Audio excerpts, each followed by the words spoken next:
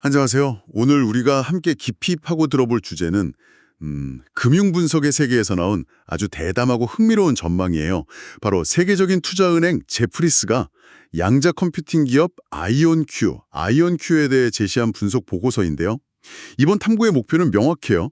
제프리스는 대체 왜, 그리고 어떤 근거로 아이온큐의 목표 주가를 무려 100달러로 설정했을까요?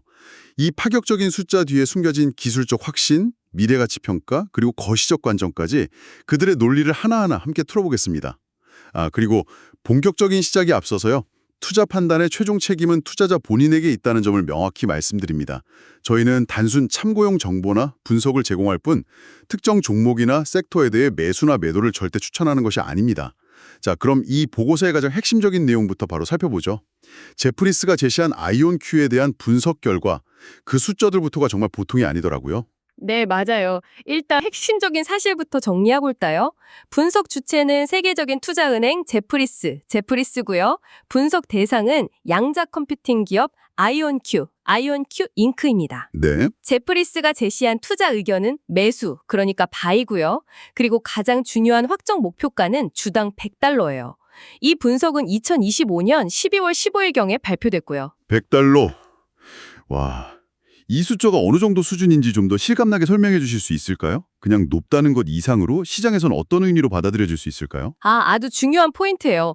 이 보고서가 발표될 당시 아이온큐의 주가가 46.07달러였어요. 46달러 정도였군요. 네.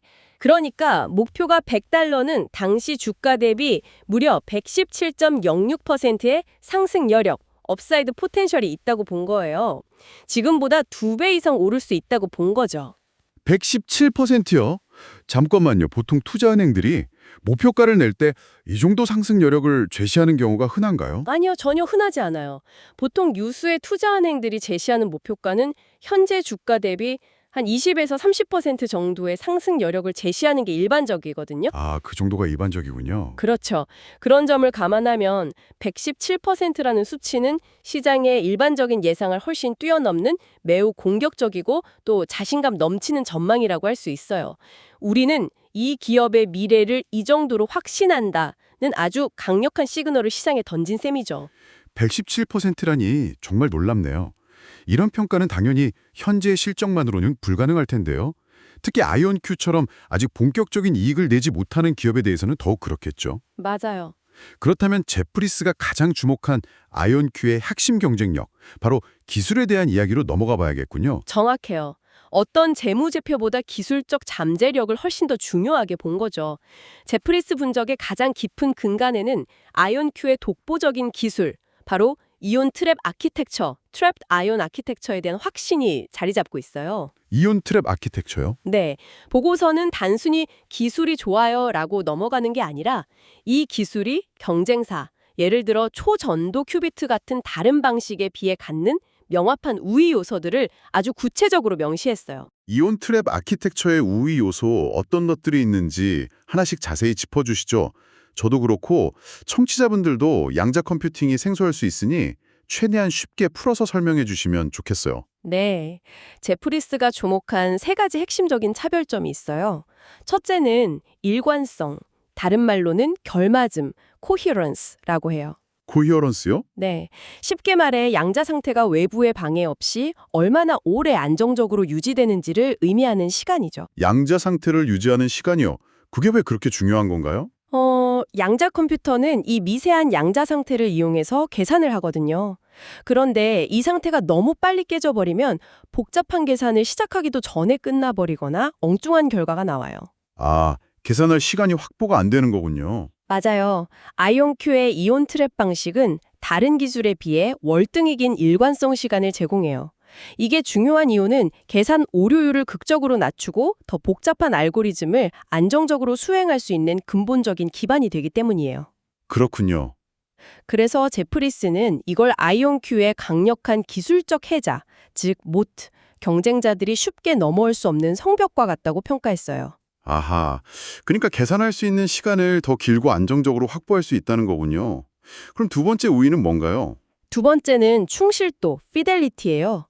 양자 연산, 예를 들어 A와 B를 더하라 라는 명령이 얼마나 정확하게 수행되는지를 나타내는 척도죠. 그럼 이렇게 정리하면 맞을까요? 일관성이 큐비트가 버티는 시간이라면 충실도는 그 시간 동안 내리는 명령이 얼마나 정확하게 먹히는지를 보는 정확도군요. 네, 맞습니다. 마치 오랫동안 집중할 수 있는 학생이 수학 문제로 정확하게 푸는 것과 같은 이치일까요? 와, 완벽한 비유예요. 바로 그거예요. 아이온큐는 이 충실도, 즉 정확도도 매우 높아요. 시간도 길고 정확도도 높으니 신뢰성이 확보하는 거죠. 아, 이건 미래 상용화의 핵심인 오류 수정, fault tolerance 기술을 구현하는 데 절대적으로 유리한 고지를 점하게 해요. 현재의 양자 컴퓨터는 오류가 많아서 제한적인 문제만 풀 수 있는데 미래에는 스스로 오류를 수정하며 계속 작동하는 컴퓨터가 필요하거든요. 네네. 아이온큐의 높은 충실도는 그 미래로 가는 가장 빠른 길이라는 게 제프리스의 판단인 거죠. 시간과 정확도 둘 다 잡았다는 거군요. 정말 대단한데요. 마지막 세 번째는 어떤 건가요? 세 번째는 전결합 연결성, 네이티브 all-to-all connectivity예요. 전결합 연결성이요? 조금 말이 어려운데요. 이걸 쉽게 비유하자면 모든 사람이 한 회의실에 모여 있는 것과 같아요. 누구에게나 바로 말을 걸 수 있죠.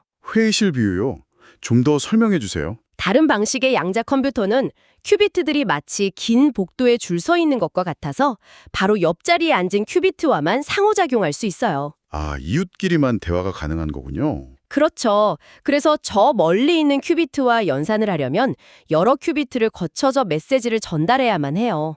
시간이 오래 걸리고 중간에 오류가 날 가능성도 커지죠.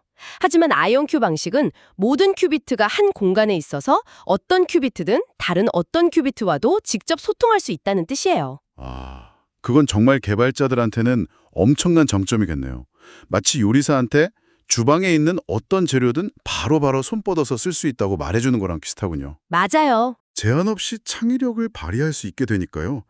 이 세 가지만 봐도 기술적인 자신감이 어디서 나오는지 알 것 같아요. 네, 알고리즘을 구현할 때 제약이 적어서 유연성과 효율성이 극대화되고 이건 소프트웨어 개발자 생태계를 훨씬 빠르게 확장할 수 있는 엄청난 잠재력으로 이어져요. 개발자들이 더 창의적이고 강력한 프로그램을 쉽게 만들 수 있게 되는 거죠. 이런 강력한 기술적 우위를 바탕으로 아이온큐가 어떤 미래를 그리고 있는지 구체적인 계획, 바로 로드맵을 제시했겠죠.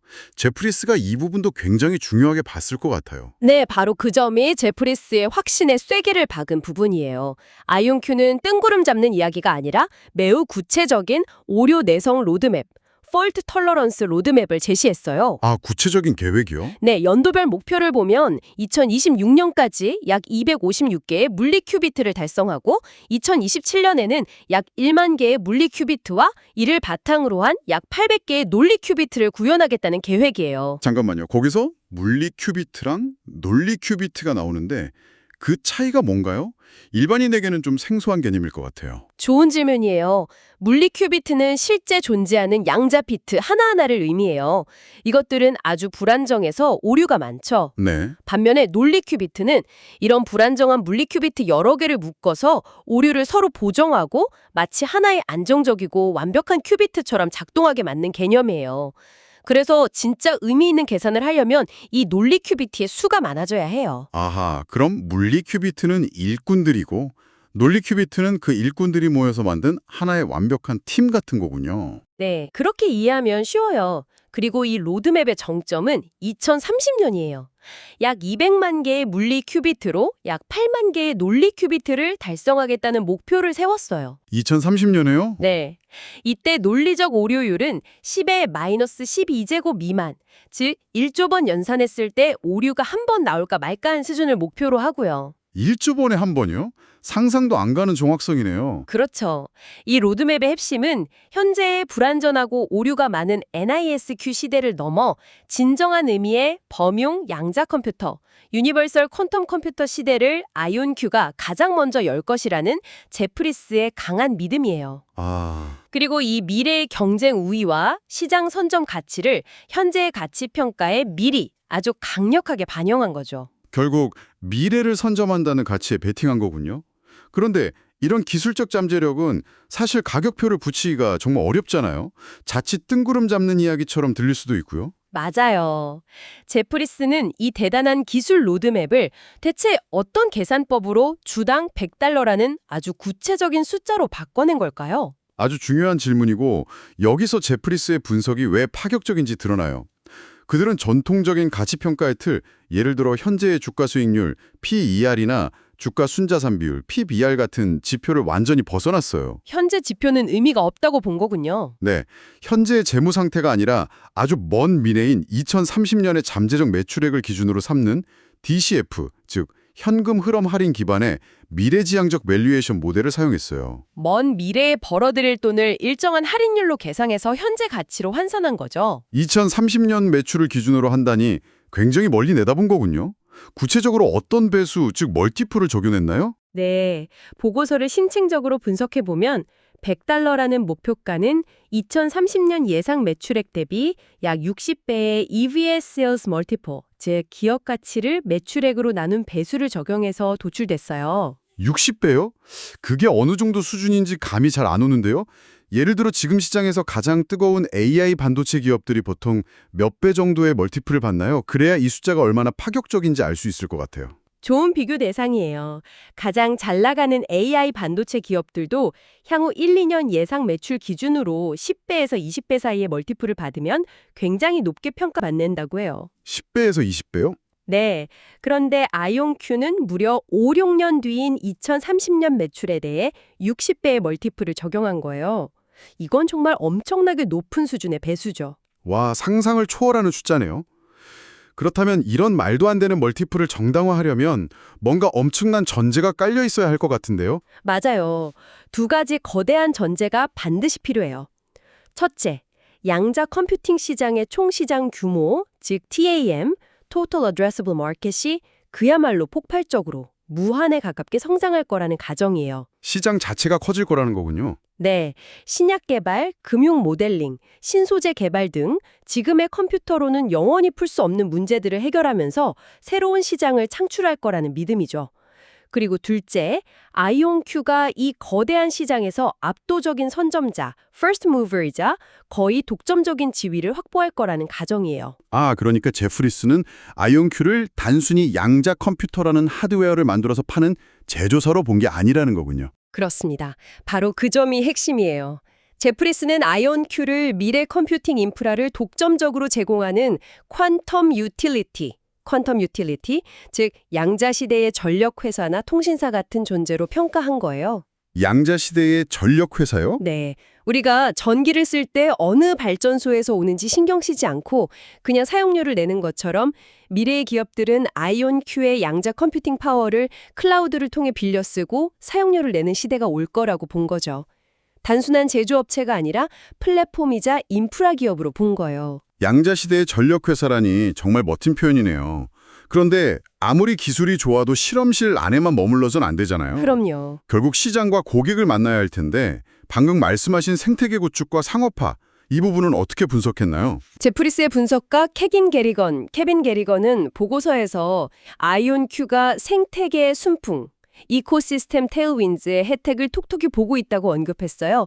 혼자서 모든 것을 하는 게 아니라 이미 잘 갖추어진 IT 인프라의 도움을 받아 빠르게 성장하고 있다는 의미죠. 그 생태계 순풍이라는 게 구체적으로 뭘 의미하는 건가요? 가장 중요한 연결고리는 바로 클라우드 플랫폼이에요. 아이온큐는 아마존 랩 서비스, 즉 AWS나 마이크로소프트 애저 같은 거대 클라우드 서비스를 통해 자사의 양자 컴퓨터에 대한 접근성을 제공하고 있어요. 아, 그게 중요한 전략이군요. 네, 이건 정말 중요한 전략인데요.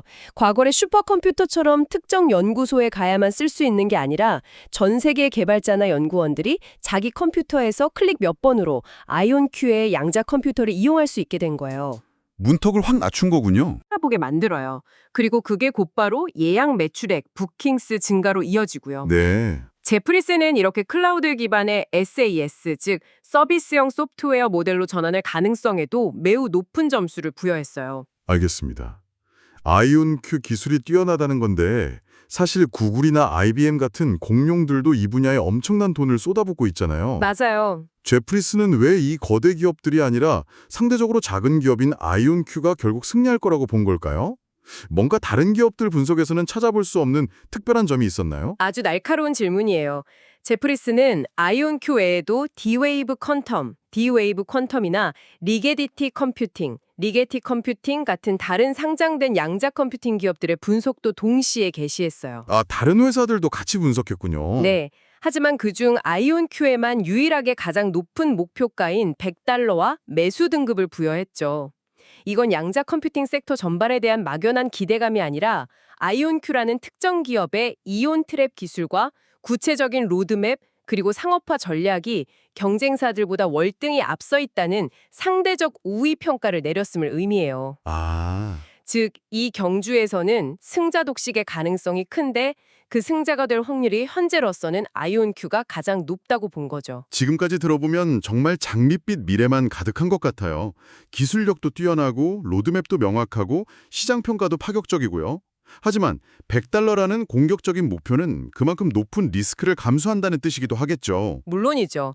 보고서에서 언급된 리스크 요인들은 무엇이었나요? 물론 제프리스도 리스크를 명확하게 인지하고 있어요. 투자의 세계에 공자 점심은 없으니까요. 다만 앞서 길게 설명한 그 기술적 우위와 명확한 로드맵이 이 리스크들을 충분히 상쇄하고도 남는다고 판단한 거예요. 보고서가 지적한 주요 리스크는 크게 세 가지예요. 첫째는 높은 변동성, 볼러틸리티예요. 변동성이요? 주가가 롤러코스터를 탄다는 뜻인가요? 네, 맞아요. 아이온큐의 주가 변동성 지표인 베타는 2.62로 매우 높은 수준이에요. 베타가 1이면 시장과 똑같이 움직인다는 뜻인데 2.62라는 건 시장이 10% 움직일 때 26.2% 움직일 수 있다는 의미로 주가 등락폭이 굉장히 크다는 거죠. 와, 엄청나네요. 네, 전형적인 하이리스크 하이리턴 종목이라는 뜻이고 $100라는 목표가는 바로 그 리스크를 감수했을 때 얻을 수 있는 극도의 잠재적 보상을 나타내는 거예요. 두 번째 리스크는 아무래도 재무적인 부분이겠죠? 아직 돈을 벌지 못하고 있으니까요. 맞아요. 두 번째는 희석 우려, 딜루션 리스크예요. 아이온큐는 지속적인 연구개발, R&D와 운영 비용 때문에 계속 손실을 보고 있고 앞으로도 로드맵을 달성하려면 막대한 자금이 필요할 거예요. 네. 이건 결국 유상증자 등을 통해 시장에서 추가적인 자금 조달이 필요할 가능성이 높다는 걸 의미하죠. 잠시만요. 그건 좀 심각하게 들리는데요. 기술 개발에 성공할 때까지 계속 주식을 찍어내서 기존 주주들의 돈으로 버티기를 해야 한다는 뜻이잖아요. 이건 밑빠진 독에 물붓기가 될 수도 있는 거 아닌가요? 제프리스는 이 리스크를 너무 가볍게 본 것 아닐까요? 굉장히 현실적인 우려예요. 제프리스도 그 점을 정확히 인지하고 있어요. 그래서 보고서에서는 이 리스크를 상쇄할 유일한 해법은 결국 다른 무엇도 아닌 기술 로드맵의 성공적인 실행과 그에 따른 매출 확대뿐이라고 봤어요. 아, 결국 기술로 증명하는 수밖에 없다. 그렇죠. 약속한 기술을 제때 보여주는 것만이 이 리스크를 잠재울 수 있다는 거죠.